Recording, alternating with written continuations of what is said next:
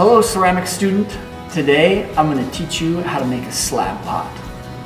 Over here are a couple examples of how you can use slabs to create different forms. This right here is the most basic but still well-made example. With slabs, typically you make small boxes or containers. You can also get more creative and you can cut your slabs rather than just having them vertical. We can attach slabs at an angle. This is something that's kind of an abstract version of a vase. Here we have a planter, but all of these things come from our basic slab. We have a video you can watch if you're not sure how to make slabs. But once we're to this point, once we've got some clay, the steps are pretty simple. I'm going to take one of the slabs, and if there's some excess here that I'm not going to use, I'm going to remove it. Just like with all of our hand building, the first thing we need to do is we need to decide what type of base do I want to attach my clay to. I'm going to do something just really simple, a simple box like this.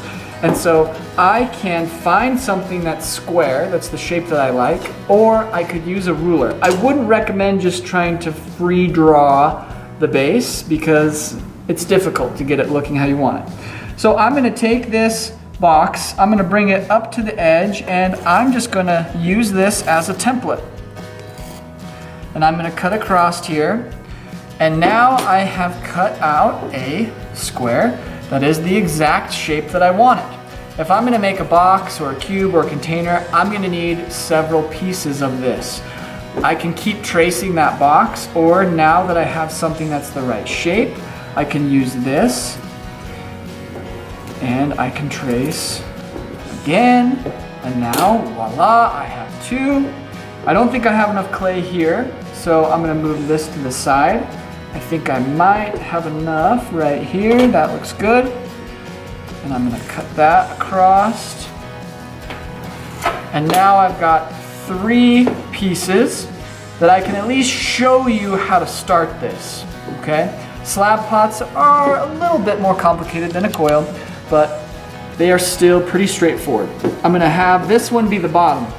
If I want to attach this wall to the base, what I'm going to do is I'm going to rest it where I want it to go, like so, and I'm going to outline with my needle tool where it's going to sit. And that's important because with slabs, because they're bigger pieces of clay, I can't simply just mush these together. Now, granted, if I mush this together, maybe, just maybe, it will stay there, but you see pretty quickly it'll fall apart. What we need to do is we need to use that skill that we've talked about in class before called scoring and slipping. So I'm going to take my wall, I'm going to line it there, make sure it matches up, and then what I'm going to do is I'm going to score the clay. Scoring is another word for scratching, and I'm going to score this in two directions. And I need to have a good amount of lines. If I try and score and slip my clay and I just do this, that's not going to work. It's going to still fall apart. So I'm going to scratch this in one direction, I'm going to scratch it in another direction. And we can think of scoring and slipping as kind of how we glue our clay together. Now, slip is the silky kind of creamy mud or dirt that comes off of the clay. We can also just use water, which for our class, at least for our beginning ceramics, we're going to just use a little bit of water. We're going to press that in there. We're going to bring back our wall. We're going to press that down. And then we'll see some of the water kind of seep out from where we are pushing them together. The next thing that we need to do is we need to take a little bit of extra clay, and inside of your hands, you're going to roll out a little coil by hand, and you're going to lay it in there. And this kind of acts like, if you've ever done any construction or know someone who does construction, when you put walls together, you have to put caulk or a little bit of a sealer in the seams, and we're doing that same thing here. So now I'm going to press down and I'm going to blend these together, okay? And I want to keep doing that until they are nice and smooth. I'm going to move forward just for the sake of time. If I have another wall, let's say I want this wall to go right here, you'll notice there's a little bit of excess that I might not want. If I don't want that, I'm gonna take my needle tool, I'm gonna cut straight down so that those line up. If I feel like, well, that's a little too tall, take my needle tool, trim that off, and that looks like that's a pretty good fit now. I'm gonna take the needle tool again, same steps, I'm gonna outline where I want it to go, and then I'm gonna score and slip across that base.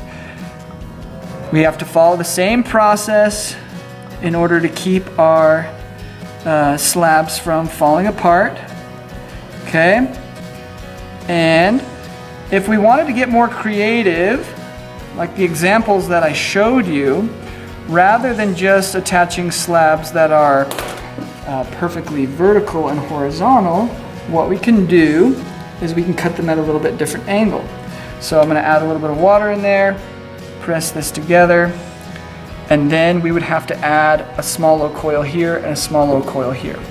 Now if we wanna do something like this or like this, what we would do is we would take some clay and we can just quickly cut off another little square. And rather than just going up again like this or like this, which if I just want a box that goes up, I can do that. But instead, if I want it to have different shapes, I can cut my slab at an angle like so. I'd score here, I would score here, and then all of a sudden my slab will go out and I could cut another one and have it go in, and that's how we can start to get unique and creative designs with our slabs. Pretty straightforward, pretty simple. Again, you're gonna have to take time and be patient with this to make sure that things don't fall apart.